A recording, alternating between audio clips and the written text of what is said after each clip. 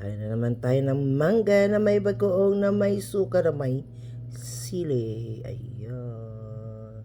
Okay, kain na tayo guys. Kain. Ang mango. Itong mangga na to parang mango ng Pilipinas. Yung parang may tawag doon.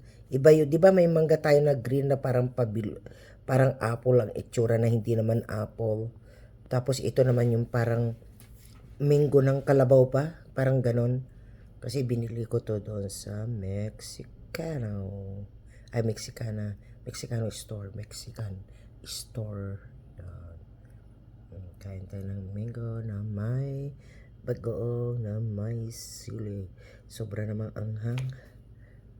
Yan, kita nyo guys. Kain.